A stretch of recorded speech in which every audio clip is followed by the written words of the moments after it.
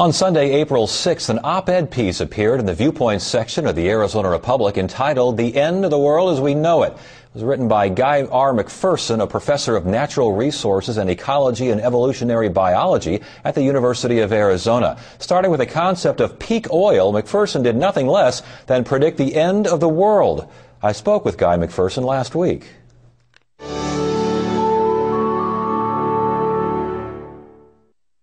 Peak oil spells the end of civilization.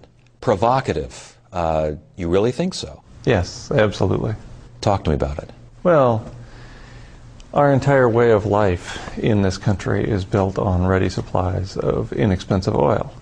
And we know that oil supply follows a bell-shaped curve. This was described by M. King Hubbert in 1956, the year he predicted that the United States would reach its peak in 1970, and it did.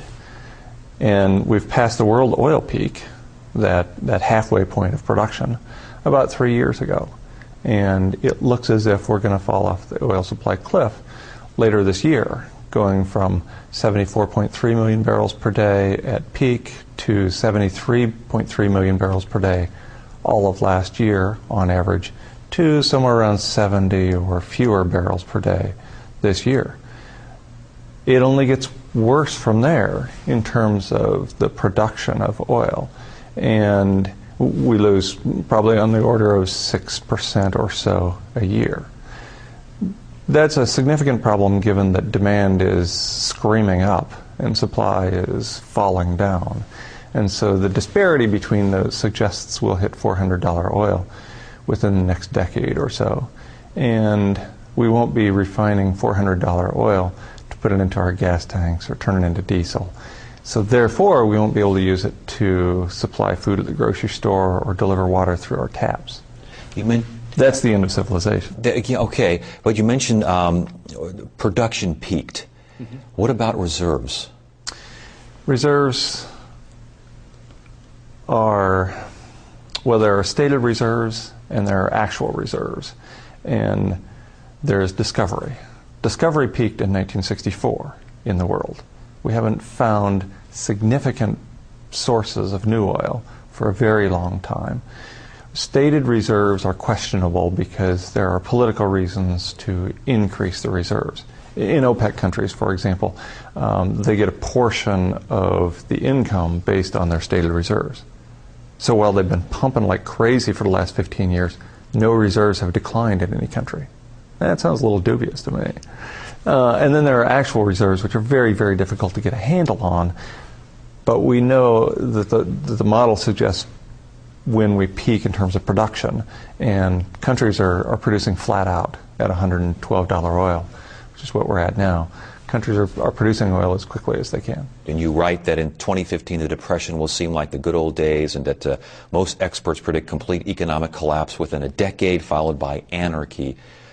Is this reckless speech? Does this only look at one result as opposed to maybe human innovation, which between now and reckless anarchy, whatever it may be, something might give and something might develop? Well, sure. I mean, and my hope is that people will behave, right? So the existence of Buddhist monks suggests we can power down with all the tranquility of Buddhist monks. The paucity of Buddhist monks, especially in this country, suggests otherwise. And so if you look at situations like Katrina, for example, a few years ago, which everybody recognized was a temporary inconvenience, and look at how people behaved in that situation. And it makes me wonder just how people are going to behave when the power goes out, when there are supply disruptions at the gas tank, when the food isn't showing up at the grocery store, when the water's not coming through the taps. I think anarchy is the best we can hope for. Anarchy is a form of government. Chaos is probably a more likely outcome. Can we innovate our way out of this? I don't see any way. Can we organize our way out of it? I don't see any way. And furthermore, I don't see any leadership. With so little offered as solutions to what you see is really hellish times here in the future, I can see where critics are saying this is basically a series of scare tactics pushing a political agenda, that there's no light at the end, there isn't even an end to the tunnel. I mean, how do you respond? Well, I have no political agenda.